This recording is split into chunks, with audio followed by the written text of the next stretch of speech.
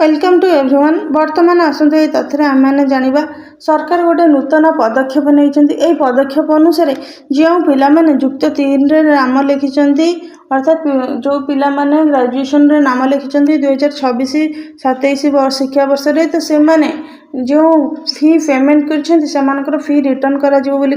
बर्तमान सरकार गोटे नुआ स्कीम आनी ज्ञानोदय शिक्षार समृद्धि अर्थात पिला मानकर केजी रु पीजी पर्यंत प्राथमिक स्तर रु पीजी शिक्षा पर्यंत सबकि शिक्षापी मागणा शिक्षादान कैबिनेट मंजूरी करिसेंती।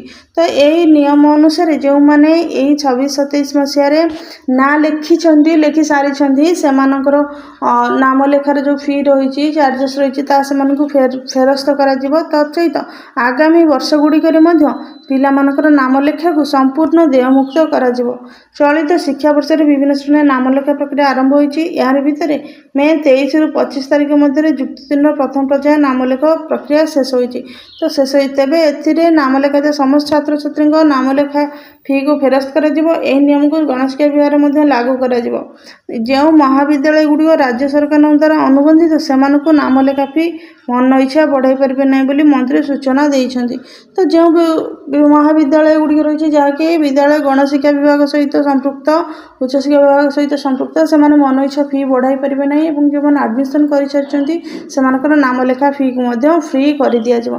तो देखा गले यहाँ गोटे जुगान्तकारी स्वागत योग्य पदक्षेप कहीं बहुत घर परिवार अच्छी जो परिवार रे कि पिला पाखे पैसार असुविधा थाए देवाई तो से पिला शिक्षार कौन असुविधा हे ना शिक्षा निमंते से गोटे सुंदर बाट फिटिगला से बिना कौन पैसा से पाठ पढ़ी पारे। यह गोटे स्वागत योग्य पदक्षेप। तेणुक आम मैंने जानिले बर्तमान पीजी रु केजी पर्यंत शिक्षा आरंभ उच्च शिक्षा पर्यंत समस्त शिक्षा गणशिक्षा विभाग में आम जदि अध्ययन करुचे तेज ताहले समस्त नाम लेखा फी छाड़ कर नुआ नुआ तथ्य देखा क्लास जानवा चाहूँगे आम वीडियो को लाइक करूँ, चैनल टी को सब्सक्राइब करूँ।